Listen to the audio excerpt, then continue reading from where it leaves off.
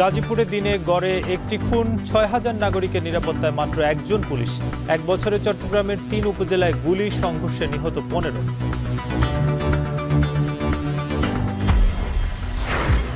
কথা কাটাকাটির জেরে ঢাকা ও সিটি কলেজের শিক্ষার্থীদের ফের সংঘর্ষ, পুলিশের লাঠিচার্জ, আহত ১০। রোববার সব পক্ষকে নিয়ে বৈঠক। রাজস্ব ক্যাডারের কর্মকর্তার নেতৃত্বে ব্যবস্থাপনা বিভাগ রেখে এনবিআর অধ্যাদেশের সংশোধনী অনুমোদন, ১০টি সংস্কার কমিশনের ৩৬৭টি প্রস্তাব শিগগিরই বাস্তবায়ন। আশুলিয়ায় মরদেহ পোড়ানোর মামলার বিচার শুরু, রাজসাক্ষী হতে এসআই আফজালুলের আবেদন, গণহত্যা জাতিসংঘের প্রতিবেদন গেজেটের নির্দেশ হাইকোর্টের। এবং ২১ আগস্ট গ্রেনেড হামলা মামলায় তারেক রহমান বাবরের বিরুদ্ধে আপিলের রায় ৪ সেপ্টেম্বর। হতাহতরা বিচার চাননি শেখ হাসিনা, বললেন আইনজীবী।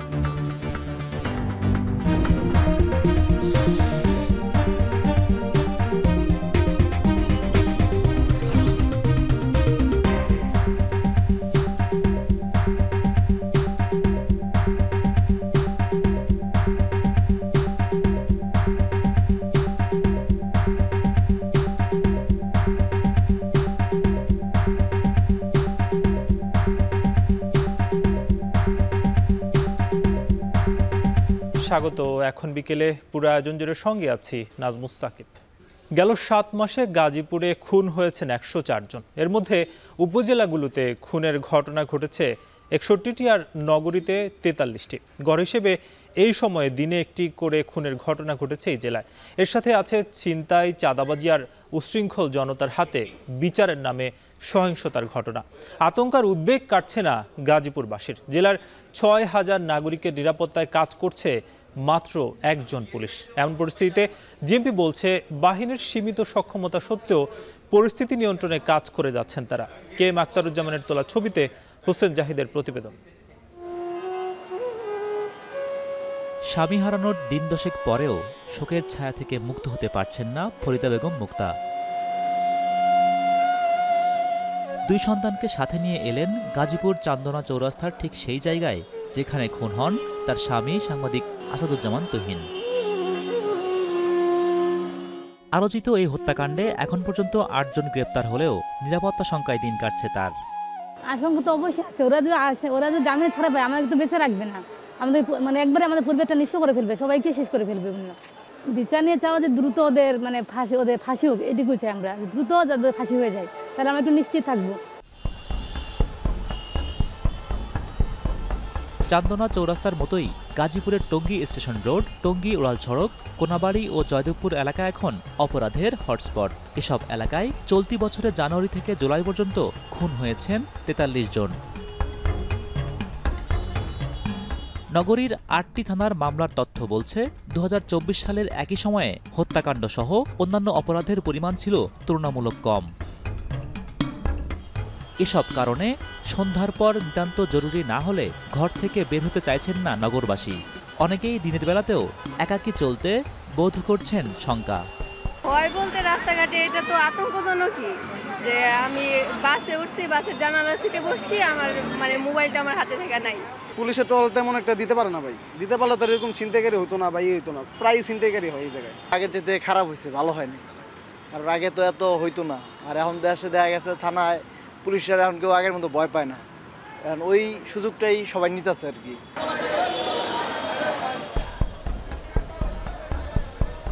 গাজীপুর নগরীতে অপরাধের অনুঘটক হিসেবে রাজনৈতিক অসহিষ্ণুতা এবং বন্ধ হয়ে যাওয়া শতাধিক গার্মেন্টসের বেকার শ্রমিকদের দুষলেন জিএমপির উপপুলিশ কমিশনার। সেই সাথে আইন শৃঙ্খলা নিয়ন্ত্রণে নানা উদ্যোগের কথাও তুলে ধরলেন তিনি। আসলে অপরাধীকে কিন্তু আমরা অপরাধী হিসাবেই কিন্তু দেখতে চাই, তাদের কোনো দলীয় পরিচয় কিন্তু পুলিশের কাছে কখনোই মুখ্য হয়ে দাঁড়ায় না। কিন্তু এরপরেও কিছু বিষয় থাকে, যেরকম আপনার বর্তমান যে পরিস্থিতিতে অনেক শিল্প কারখানা বন্ধ হয়ে গেছে আপনারা জানেন, এর ফলে কিন্তু অনেক লোক বেকার হয়ে গেছে।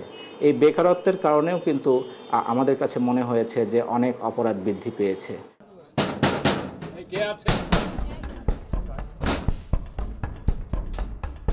পুলিশের এমন বাড়তি তৎপরতা মনে করিয়ে দেয় ফেব্রুয়ারিতে অপারেশন ডেভিল হান্ট নামে গাজীপুরের যৌথ বাহিনীর অভিযানের কথা। সে সময়ের অভিযানে গ্রেপ্তার হন ৩ সহস্রাধিক। তবে আলোচিত অপরাধ ঘটলেই পুলিশি তৎপরতার সমালোচনা করে সুশীল সমাজের এই প্রতিনিধির পরামর্শ টেকসই উদ্যোগে নজর দেওয়ার। এটা কিন্তু মানুষ জানে যে এখানে অপরাধ করে পার পাওয়া যায় এবং যে যারা অপরাধের পেছনে মূল হোতা তারা কিন্তু ধরাছোঁয়ার বাইরে থেকে যায় এবং রাজনৈতিক প্রভাব বা যে আরও পেশি শক্তির তো একটা প্রভাব রয়েছে। এই ব্যাপারগুলো নিয়ে আমরা মনোসামাজিক যে আমাদের কাজগুলো করা দরকার মানুষের জন্য সচেতন করার জন্য এবং আইন শৃঙ্খলা পরিস্থিতিকে সত্যিকার অর্থে মানুষের জন্য কল্যাণকর করার জন্য যে উদ্যোগগুলো গ্রহণ করা দরকার সেগুলো কিন্তু নেওয়া হচ্ছে না বা বলতে গেলে হয়নি। গাজীপুর মহানগরের প্রতি ৬,০০০ নাগরিকের জন্য কেবল একজন পুলিশ সদস্য থাকায় হতাশা আছে নগরবাসীরও। পুলিশের এত শত উদ্যোগের পরেও নিরাপত্তা নিয়ে জনমনের শঙ্কা যেমন আছে, তেমনি আছে নিরাপদ জীবনের প্রতি তীব্র বাসনাও। আর তাই তো গাজীপুরের শহর বন্দর থেকে শুরু করে অলিগলি সবখানে একটাই প্রশ্ন, যার চলে যাবে তারই কি শুধু বিচ্ছেদের যন্ত্রণা? হোসেন জাহিদ, এখন গাজীপুর। কখনো চাঁদা দাবি, কখনো আধিপত্য বিস্তার, কখনো বা রাজনৈতিক প্রতিপক্ষকে দমন। গত ১ বছরে অর্ধশত গোলাগুলি আর সংঘর্ষ হয়েছে চট্টগ্রামের হাটহাজারী, বায়েজিদ আর রাউজান থানায়। এতে প্রাণ হারিয়েছেন অন্তত ১৫ জন। সবশেষ গতকাল চাঁদা না পেয়ে হাটহাজারীতে দিনে দুপুরে ব্যবসায়ীর বাড়িতে গুলি করে সন্ত্রাসীরা। স্থানীয়রা বলছেন, আইনশৃঙ্খলা বাহিনীর কঠোর অবস্থান না থাকায় ভীতিকর জনপদে পরিণত হয়েছে উত্তর চট্টগ্রাম। চট্টগ্রাম থেকে শোয়েব রহমানের প্রতিবেদন। বুধবার সকাল 10:30 হাটহাজারীর মেখলে এমন দিনে দুপুরে এক ব্যবসায়ীর বাড়িতে প্রকাশ্যে অস্ত্র হাতে ঢুকে পড়ে 4 যুবক। সবার মুখ মুখোশে ঢাকা। একটু পরই বাড়ি লক্ষ্য করে ফিল্মি কায়দায় গুলি ছুটতে থাকে একজন। এরপর দফায় দফায় গুলি শুরু হয়। কিছুক্ষণ পরই ব্যাগে অস্ত্র ঢুকিয়ে দৌড়ে পালায় সশস্ত্র সন্ত্রাসীরা। এলোপাতারি গুলিতে ঝাঁঝরা হয়ে যায় বারান্দার গ্লাস। গুলির আঘাতে উঠে যায় দেয়ালের পলেস্তরা। একটি গুলি জানালার গ্লাস ভেদ করে ঢুকে পড়ে ঘরের ভেতর। বাড়িটি স্থানীয় ব্যবসায়ী জাহাঙ্গীরের। এলাকায় তিনি সজ্জন ব্যবসায়ী হিসেবে পরিচিত। আবাসন, পেট্রোল পাম্প সহ নানা রকম ব্যবসা তার।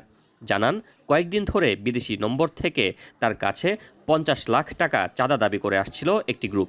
মোবাইল হুমকি ধামকি দেওয়ার পরও চাঁদা দিতে অস্বীকার করায় হামলা চালায় তারা। এতে আতঙ্কিত পরিবারের সদস্যরা। 5-6 জন লোক এসে 4 জন ভিতরে ঢুকছে, যেটা আমরা সিসি ক্যামেরাতে ফুটেজে দেখছি আর কি। 4 জন ঢুকছে ভিতরে আর 2 জন বাইরে ছিল। কয়েকটা গুলি করে চলে গেছে। কেন, কারা করছে, কেন করছে বুঝতে পারতেছি না এখনো। তো যাই হোক, প্রশাসনের অনেক লোকজন আসছে, ওদের প্রশাসনের অনেক সহযোগিতা পেয়েছি। ওরা সব কিছু এখানে তদন্ত করছে। প্রকাশ্য দিবালোকে এমন ঘটনা আতঙ্ক ছড়িয়েছে জনজীবনে। প্রশ্ন উঠেছে আইনশৃঙ্খলা পরিস্থিতি নিয়েও। গেল 1 বছরে চট্টগ্রামের হাটহাজারী, রাউজান, মোহরা, চাঁদগাঁও এবং বায়েজিদ এলাকায় আধিপত্য এবং চাঁদাবাজিকে কেন্দ্র করে গোলাগুলির ঘটনা ঘটেছে প্রায় অর্ধশতাধিক, আর প্রাণ গেছে অন্তত 15 জনের।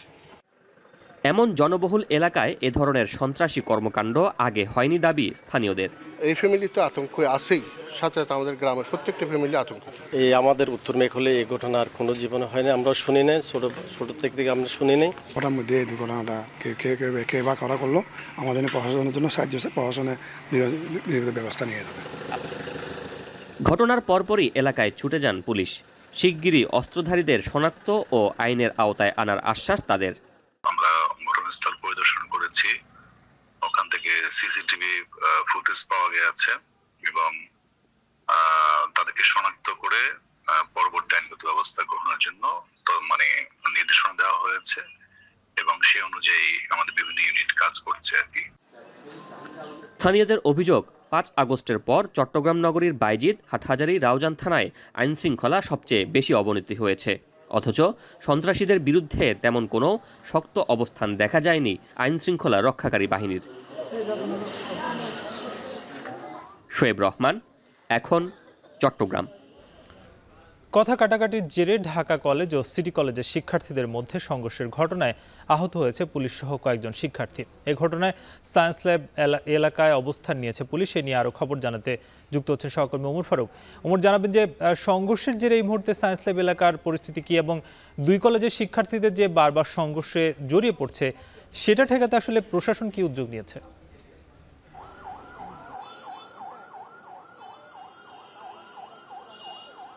সাকিব, আজকে বেলা 1টার দিকে ঢাকা কলেজ এবং সিটি কলেজের শিক্ষার্থীদের মধ্যে আসলে পূর্বে শত্রুতার জের ধরে এক ধরনের সংঘর্ষ তৈরি হয়। পরবর্তীতে আসলে আমরা দেখেছি আইন শৃঙ্খলা বাহিনী সহ এখানে যারা রয়েছেন তারা শিক্ষার্থীদেরকে নিবৃত্ত করে শিক্ষার্থীদেরকে তাদের যে কলেজ সেখানে তাদেরকে পাঠিয়ে দেওয়া হয়েছে। এই মুহূর্তে যদি বলি বেলা 1:30 পর থেকে, অর্থাৎ 1:30 পর থেকে কিন্তু সায়েন্স ল্যাব এবং নিউ মার্কেটের যেই সড়কটি সেটিতে যান চলাচল স্বাভাবিক রয়েছে। তবে আমরা দেখেছি যে যেহেতু কিছুক্ষণ পরেই ঢাকা কলেজ এবং সিটি কলেজের ছুটি হবে এবং এই যে সড়কটি রয়েছে এই সড়কটিতে দিয়ে মূলত যেই কলেজগুলোর বাস চলাচল করে পরবর্তীতে যাতে কোনো ধরনের অপ্রীতিকর ঘটনা না ঘটে সেই কারণে মূলত আমরা দেখেছি এই সায়েন্স ল্যাব মোড়ে কিন্তু পুলিশ সদস্যদের মোতায়েন রাখা হয়েছে এবং তারা এই মুহূর্তে সতর্ক অবস্থানে রয়েছে বলে আমাদেরকে জানানো হয়েছে। এছাড়াও বলে আমরা বেলা 2টার দিকে যেই রমনা জোনের যিনি ডিসি রয়েছেন অর্থাৎ মাসুদ আলম, তার সাথে কথা বলেছি। তিনি আমাদেরকে জানিয়েছেন মূলত এই যে ঢাকা কলেজ এবং সিটি কলেজের মধ্যকার যে কিছুদিন পরপরই যে সংঘর্ষ বাধে সেটি নিরাময়, অর্থাৎ এই ধরনের ঘটনা যাতে না ঘটে সেটি কিভাবে নিবৃত্ত করা যায় তিনি আমাদেরকে জানিয়েছেন যে আসলে আগামী রবিবার ঢাকা কলেজ, সিটি কলেজ এবং আইডিয়াল কলেজ সহ এই কলেজের যারা অধ্যক্ষ এবং প্রশাসন রয়েছে তাদের সাথে বসে এবং ভবিষ্যতে যাতে এই ধরনের ঘটনা না ঘটে সেই জন্য কিন্তু তারা কাজ করবে বলে আমাদেরকে জানানো হয়েছে।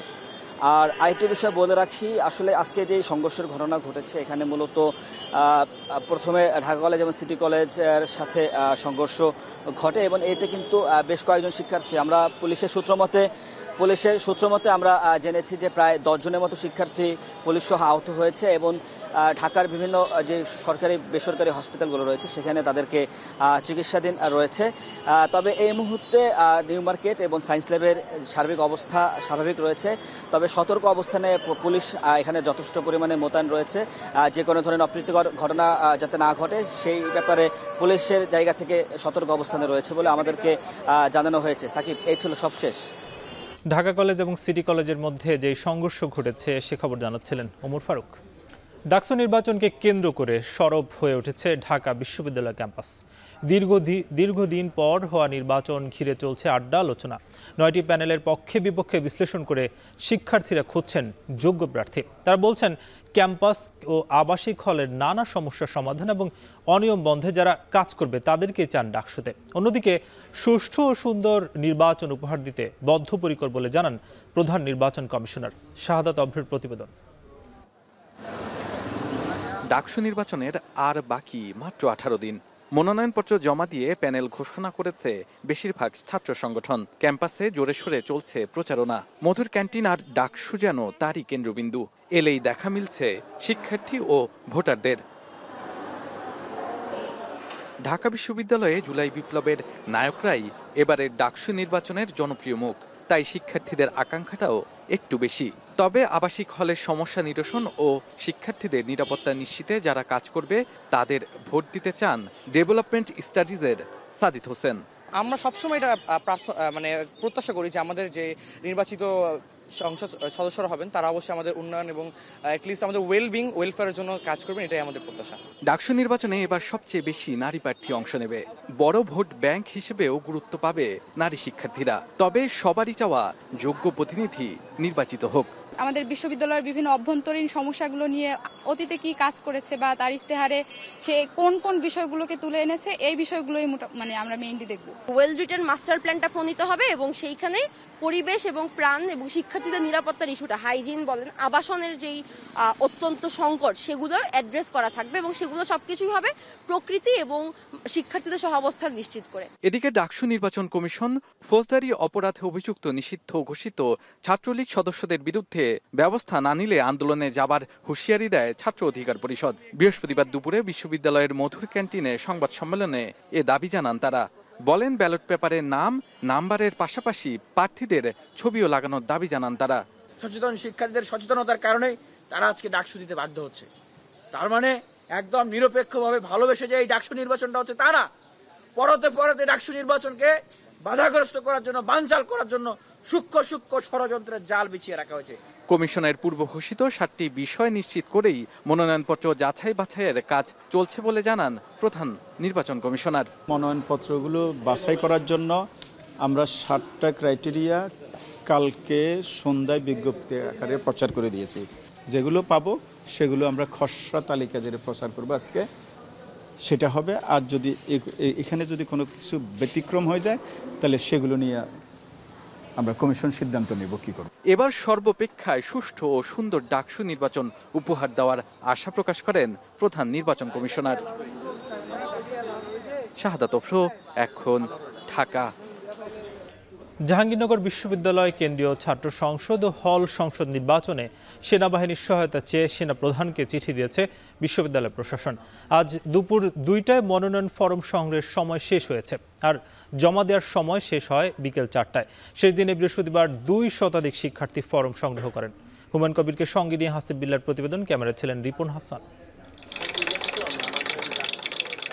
চায়ের কাপে ঝড় তুলেছে জাহাঙ্গীরনগর বিশ্ববিদ্যালয় কেন্দ্রীয় ছাত্র সংসদ ও হল সংসদ নির্বাচন। 33 বছর পর অবশেষে জাকসু নির্বাচন হতে যাচ্ছে আগামী 11 সেপ্টেম্বর।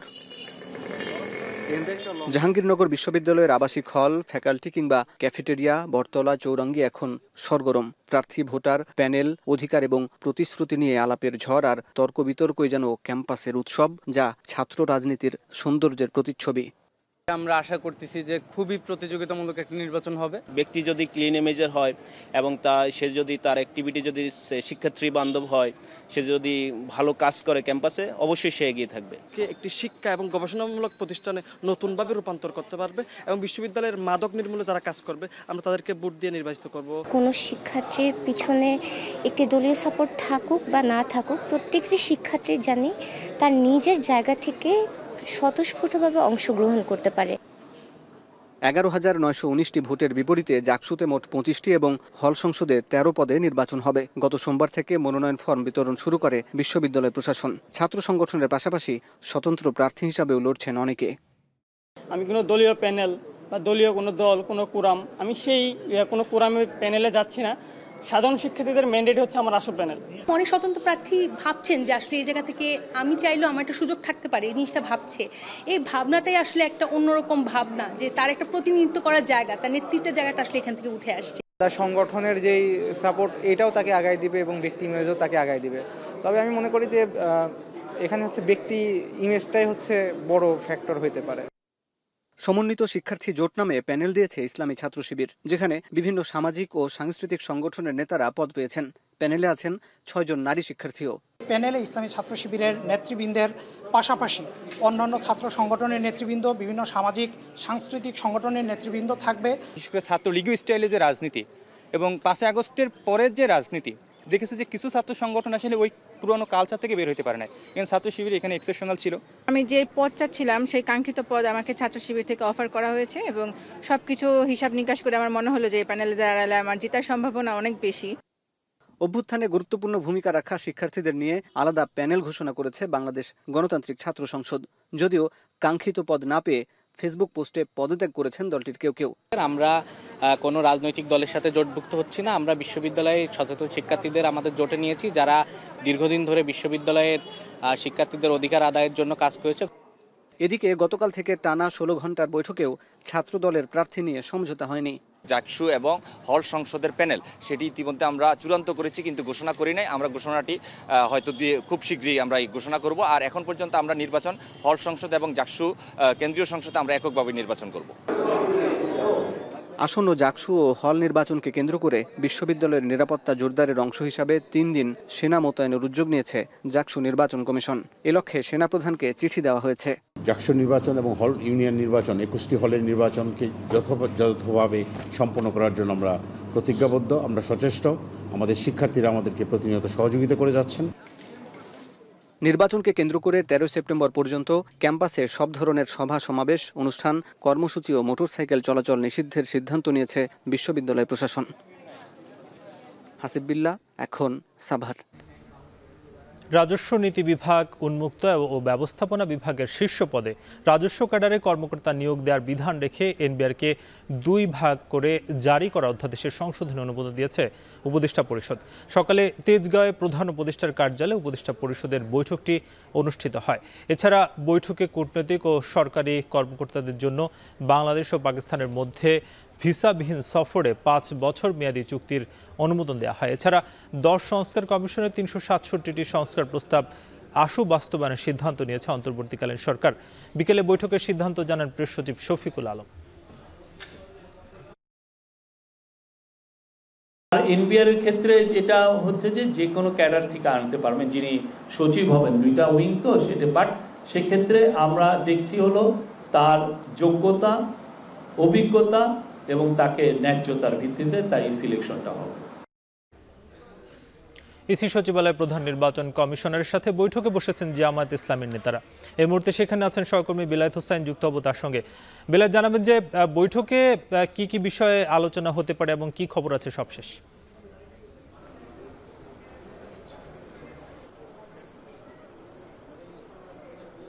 সাকিব, এই মুহূর্তে নির্বাচন কমিশনে একসাথে 2টি বৈঠক অনুষ্ঠিত হচ্ছে। একটি বৈঠক হচ্ছে প্রধান নির্বাচন কমিশনারের সাথে জামাত নেতারা বৈঠকে বসেছেন, আরেকটি বৈঠক অন্য যে 4 জন নির্বাচন কমিশনাররা আছেন তারা বৈঠকে বসেছেন। বলে রাখতে চাই যে অন্য যে 4 নির্বাচন কমিশনার রয়েছেন তারা নির্বাচনের রোডম্যাপ নিয়ে বৈঠকে বসেছেন। সেই বৈঠকে নির্বাচন কমিশনের কিছু ঊর্ধ্বতন কর্মকর্তারা রয়েছেন।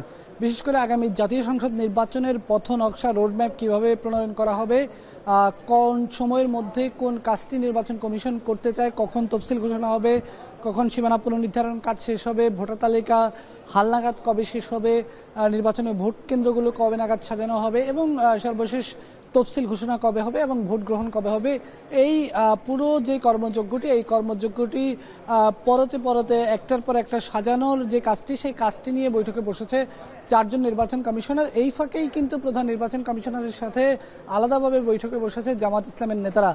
জামাতের সহকারী সেক্রেটারি জেনারেল হামিদুর রহমান আজাদের নেতৃত্বে 5 সদস্যের প্রতিনিধি দল এই বৈঠকে উপস্থিত রয়েছেন। জামাতের পক্ষ থেকে নির্বাচন কমিশনের কাছে আগামী জাতীয় সংসদ নির্বাচন নিয়ে বেশ কিছু দাবি দেওয়া তারা তুলে ধরবেন। বিশেষ করে আচরণবিধি সহ নানা বিষয় তারা তুলে ধরবেন। নির্বাচনের কালো টাকার প্রভাব সহ নির্বাচনের নানা বিষয়ে তারা কথা বলবেন। কিছুক্ষণের মধ্যে হয়তো তাদের এই বৈঠকটি শেষ হবে। আমরা যতটুকু বৈঠক সূত্রে খবর পেয়েছি আরও 20 মিনিটের মতো বৈঠকটি চলতে পারে। এই 20 মিনিট বৈঠক শেষে জামাতের সহকারী সেক্রেটারি জেনারেল হামিদুর রহমান আজাদ তিনি সাংবাদিকদের সঙ্গে কথা বলবেন। কথা বলে তিনি জানাবেন আসলে প্রধান নির্বাচন কমিশনারের কাছে তারা কি দাবি তুলে ধরেছেন এবং প্রধান নির্বাচন কমিশনারের পক্ষ থেকে তাদেরকে কি ধরনের আশ্বস্ত করা হয়েছে। এর বাইরে 4 জন নির্বাচন কমিশনার যে বৈঠকটি করছেন রোডম্যাপ নিয়ে, সেই রোডম্যাপ নিয়ে তাদের বৈঠক শেষ হলে তারা সেখান থেকে এসে প্রধান নির্বাচন কমিশনারের কক্ষে প্রবেশ করবেন এবং সেখানে গিয়ে প্রধান নির্বাচন কমিশনারের কাছে তারা যেই রোডম্যাপের খসড়াটি চূড়ান্ত করেছেন সেই খসড়া নিয়ে প্রধান নির্বাচন কমিশনারকে দেখাবেন। প্রধান নির্বাচন কমিশনারের চূড়ান্ত অনুমোদন দেওয়ার পর এটি আসলে মুদ্রণে চলে যাবে। এই মুদ্রণে চলে যাওয়ার পরেই নির্বাচনের যেই রোডম্যাপ, সেই রোডম্যাপটি আনুষ্ঠানিকভাবে প্রকাশ হবে। তো সব মিলিয়ে এই 2টি বৈঠক চলছে। আমরা অপেক্ষা করছি বৈঠক 2টির পর কমিশনের পক্ষ থেকে বা জামাতের পক্ষ থেকে কি জানানো হয়, সেটি জানানোর পর আপনার মাধ্যমে দর্শকদের জানিয়ে দেওয়ার চেষ্টা করবে। এই ছিল আমার কাছে এখনকার মতো। সাকিব, ইসি সচিবালয়ে প্রধান নির্বাচন কমিশনারের সাথে বৈঠক করছেন জামাত ইসলামী নেতারা, সে খবর জানাচ্ছেন বিলায়েত হোসেন। আশুলিয়ায় 6 মরদেহ পোড়ানোর মামলার অভিযোগ গঠন করে বিচার শুরুর আদেশ দিয়েছে আন্তর্জাতিক অপরাধ ট্রাইব্যুনাল। এছাড়া পলাতক 8 আসামির বিরুদ্ধে জারি করা হয়েছে গ্রেপ্তারি পরোয়ানা। মামলার সূচনা বক্তব্য সাক্ষ্য গ্রহণের জন্য আগামী 14 সেপ্টেম্বর দিন ধার্য করেছেন ট্রাইব্যুনাল। সকালে বিচারপতি নজরুল ইসলাম চৌধুরীর নেতৃত্বাধীন আন্তর্জাতিক অপরাধ ট্রাইব্যুনাল 2-এ দিন ধার্য করেন। এদিকে এই মামলায় রাজসাক্ষী হতে আবেদন করেছেন পুলিশ সদস্য আফজালুল হক।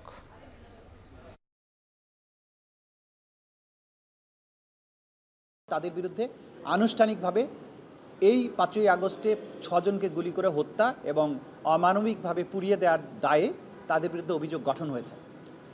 অভিযোগ গঠনের পরে আইন অনুযায়ী আদালত আসামিদেরকে জিজ্ঞাসা করেছেন যে আপনারা কি দোষী না নির্দোষ। উপস্থিত 8 জন আসামির মধ্যে 7 জন বলেছেন তারা নির্দোষ, তারা বিচার চান। বাকি যারা পলাতক আছেন তাদের পক্ষে স্টেট ডিফেন্স লয়ার আছেন, তাদের তো আর জিজ্ঞাসা করার সুযোগ ছিল না। একজন আসামি তিনি দোষ স্বীকার করেছেন। 21 আগস্ট গ্রেনেড হামলার 21 বছর আজ। এই হামলা মামলায় বিএনপির ভারপ্রাপ্ত চেয়ারম্যান তারেক রহমান সহ আসামিদের খালাসের রায়ের বিরুদ্ধে রাষ্ট্রপক্ষের করা আপিলের রায় 4 সেপ্টেম্বর। উভয় পক্ষের শুনানি শেষে রায়ের দিন ধার্য করে আপিল বেঞ্চ। তারেক রহমানের আইনজীবী কায়সার কামাল বলেন, আইভি রহমান সহ হতাহতদের জন্য ন্যায় বিচার চাননি শেখ হাসিনা। রাজনৈতিক কারণে তারেক রহমানকে জড়ানো হয়। গালিব ইবনে রিয়াজের প্রতিবেদন।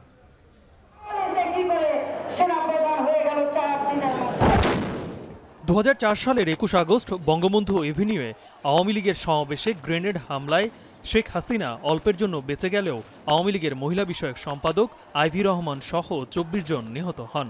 মামলায় আসামি করা হয় বিএনপির ভারপ্রাপ্ত চেয়ারম্যান তারেক রহমান, সাবেক স্বরাষ্ট্র প্রতিমন্ত্রী লুৎফুজ্জামান বাবর সহ 52 জনকে।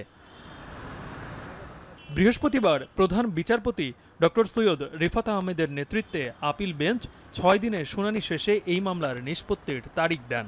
দীর্ঘ 21 বছর পর কয়েক ধাপে বিচার প্রক্রিয়া শেষে আগামী 4 সেপ্টেম্বর হাইকোর্টের রায়ের বিরুদ্ধে রাষ্ট্রপক্ষের আপিলের রায় দেবেন আদালত। মামলার চূড়ান্ত শুনানিতে আসামি পক্ষ বলেন, 21 আগস্ট গ্রেনেড হামলায় হাইকোর্টের খালাসের রায় বহাল রাখা হলে আইনের শাসন প্রতিষ্ঠা পাবে। তারেক রহমান দেশে না থাকায় তার খালাস পাওয়া নিয়ে কোনো জটিলতা নেই বলেও মনে করেন তার আইনজীবী। যদি তারেক জিয়া সাহেব আপিল নাও করে থাকেন, কোর্ট সুমোটো তাকে সেই রিলিফ দিতে পারেন, এবং যেটা আমরা হাইকোর্ট বিভাগে এই প্রার্থনা করার পর হাইকোর্ট বিভাগ সেখানে ওনার জাজমেন্টে এটা লিখেছেন যে non appealing accused also will get the benefit of this judgment. Torture করে যে স্বীকারোক্তি আদায় করা হয়েছে সেই স্বীকারোক্তিতে, এবং সেই স্বীকারোক্তিগুলো প্রত্যেকটা স্বীকারোক্তি আবার আসামিরা তাদের যে মুফতি হান্নান তার জীবদ্দশায় এবং অন্যান্য আসামিরা এই স্বীকারোক্তিগুলি প্রত্যাহার করেছেন। শেখ হাসিনা নিজেই চাননি আইভি রহমান সহ বাকিরা ন্যায় বিচার পাক। রাজনৈতিক কারণে তারেক রহমানকে জড়ানো হয়েছিল বলেও মন্তব্য করেন তারেক রহমানের আইনজীবী কায়সার কামাল। আর এই ধরনের মামলায় ন্যায় বিচার যেন প্রতিষ্ঠিত হয় সেজন্য আলাদা কমিশন গঠন করে বিচার করার প্রস্তাব দেন আইনজীবী শিশির মনির। দেখা গেল যে প্রকৃত দোষীদের শাস্তি দিতে গেলে হয়তো থলের বিড়াল বের হয়ে যাবে, যে কারণে শেখ হাসিনা তার রাজনৈতিক উদ্দেশ্য এবং প্রতিহিংসার হিসাবে জনাব তারেক রহমান সাহেবকে এই মামলায় অন্তর্ভুক্ত করলেন শুধুমাত্র রাজনৈতিক কারণে। সিনিয়রকে সাক্ষী করেছেন, জুনিয়রকে আসামি বানিয়েছেন। আমরা বলছি বাংলাদেশে এই ধরনের ক্রিমিনাল বিচার ব্যবস্থার ইনভেস্টিগেশনের জন্য একটা স্বাধীন ইনভেস্টিগেশন এজেন্সি গড়ে তোলা দরকার, যেন জাতি ভবিষ্যতে উপকৃত হয়। 2018 সালে বিচারিক আদালত লুৎফুজ্জামান বাবর সহ 19 জনকে মৃত্যুদণ্ড ও তারেক রহমান সহ 19 জনকে যাবজ্জীবন কারাদণ্ড দেয়। আওয়ামী সরকারের পতনের পর 1 ডিসেম্বর এই মামলায় হাইকোর্ট যথাযথ সাক্ষ্য প্রমাণ না পাওয়ায় সব আসামিকে খালাস দেন। পরে এই রায়ের বিরুদ্ধে আপিল করে রাষ্ট্র। গালিব ইবনে রিয়াজ, এখন, ঢাকা।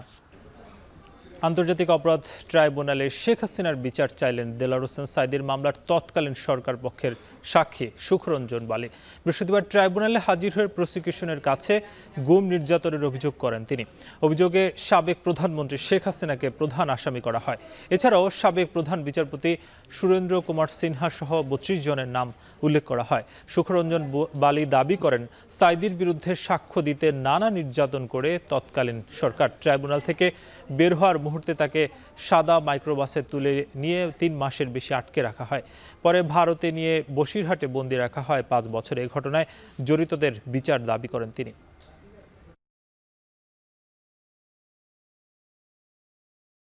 এইখান দিয়া নিয়ে গেছে, কোনখানে আমি বলতে পারি না, এইখান দিয়ে নিয়ে গেছে। নেওয়ার পরে এখন এখানে প্রশাসনরা নেওয়ার পরে মানে আমার নাকুম কাটকাইয়া কোথায় নিয়ে গেছে নিজেই আমি জায়গার কথা আমি বলতে পারবো না। উনি বলেছেন যে তাকে এরপরে বিএসএফ এর কাছে হস্তান্তর করেছে। বিএসএফ জওয়ানরা তাকে 2 হাতে পিঠে, কানের নিচে পিঠে মেরেছে, মারছে, তারপরে 2 হাত মেরে তাকে ভারতীয় জওয়ানদের কাছে হস্তান্তর করে দিয়েছে। আমরা এখানে 1 নম্বর আসামি করেছি শেখ হাসিনাকে, যিনি এই রাষ্ট্রযন্ত্রের প্রধান ছিলেন। সুরেন্দ্র কুমার সিনহা সাবেক প্রধান বিচারপতি, তাকে আমরা 2 নম্বর আসামি করেছি। নিজামুল হক নাসিম, যিনি চেয়ারম্যান ছিলেন, তাকে আমরা 3 নম্বর আসামি করেছি।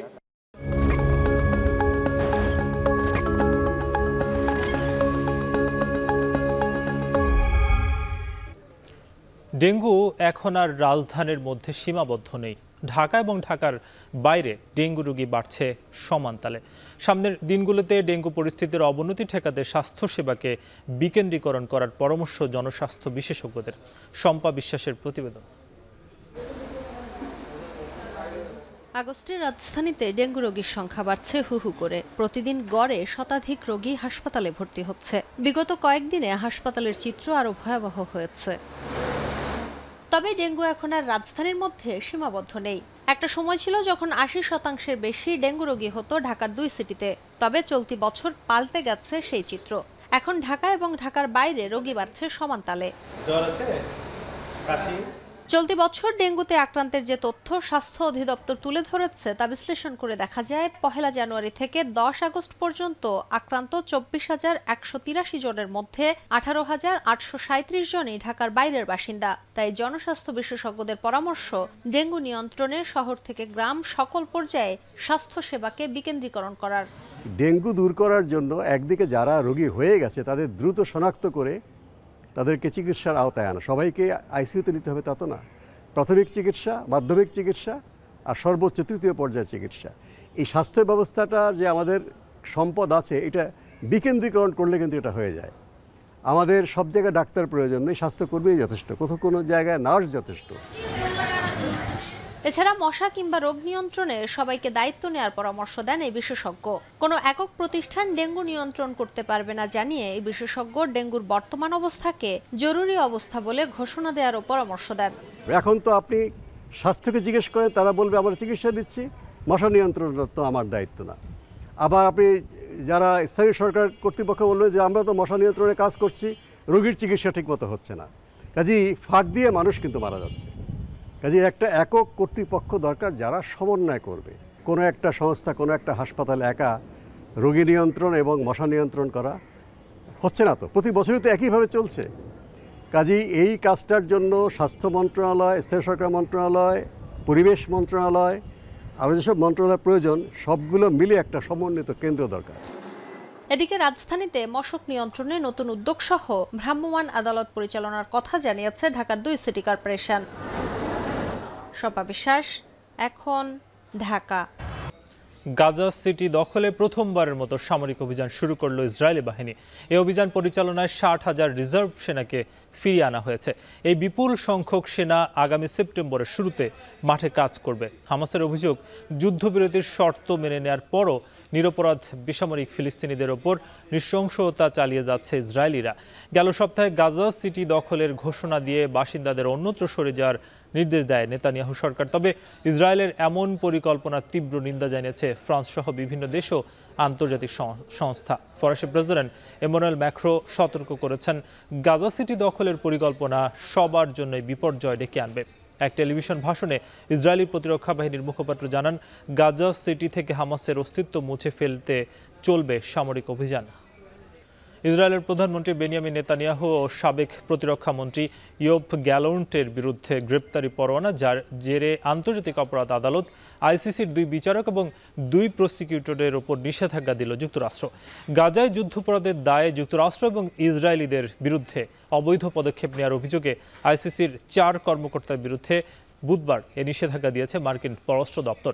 এর ফলে যুক্তরাষ্ট্রে তাদের কোনো সম্পদ বা আর্থিক লেনদেন থাকলে তা জব্দ হবে। ইসরায়েলের প্রধানমন্ত্রী বেনিয়ামিন নেতানিয়াহু ওয়াশিংটনের এই পদক্ষেপকে স্বাগত জানিয়েছেন। তবে যুক্তরাষ্ট্রের এই পদক্ষেপে আইসিসির স্বাধীনতা ও নিরপেক্ষতা হুমকির মুখে পড়েছে বলে শঙ্কা প্রকাশ করেছেন আন্তর্জাতিক অপরাধ আদালত। এছাড়া মার্কিন নিষেধাজ্ঞা আন্তর্জাতিক ন্যায় বিচারের ভিত্তিকে ক্ষুণ্ণ করেছে বলে মন্তব্য করেছে জাতিসংঘ। বাহরাইন অনূর্ধ্ব 23 জাতীয় দলের সাথে প্রথম প্রস্তুতি ম্যাচের পর একদিনের বিশ্রাম শেষে বাংলাদেশ অনূর্ধ্ব 23 জাতীয় দল ফিরেছে অনুশীলনে। ক্যাম্পে 5ম দিনের মতো অনুশীলন শেষ করেছে বাংলাদেশের যুবারা। অনুশীলনে আগের ম্যাচের ভুলগুলো নিয়ে কাজ করেছেন কোচিং স্টাফরা। গরমের মাত্রা বেশি থাকার পরও ফুটবলাররা তাদের দৃঢ়তা দেখিয়েছেন এবং ভুলগুলো সংশোধনে মনোযোগ দিয়েছেন। এদিন প্রায় 90 মিনিট অনুশীলন করেছেন অনূর্ধ্ব 23 জাতীয় দলের ফুটবলাররা। আগামী ম্যাচে জয় পাওয়াই ফুটবলারদের মূল লক্ষ্য।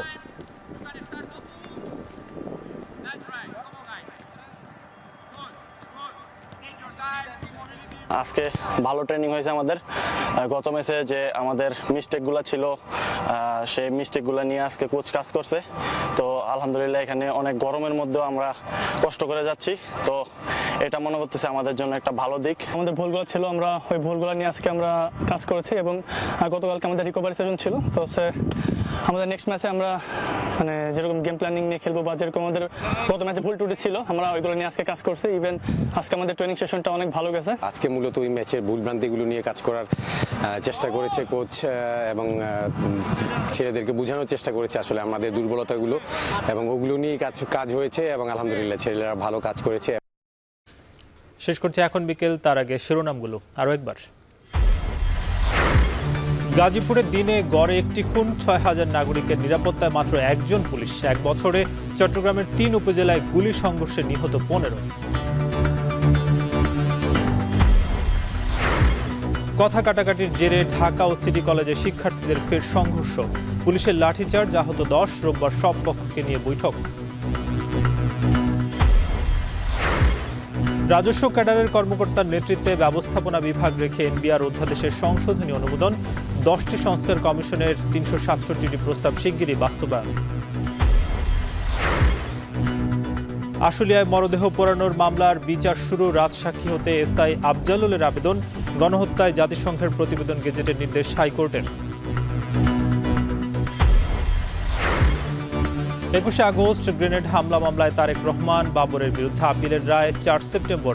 হতাহতরা বিচার চাননি শেখ হাসিনা বললেন আইনজীবী।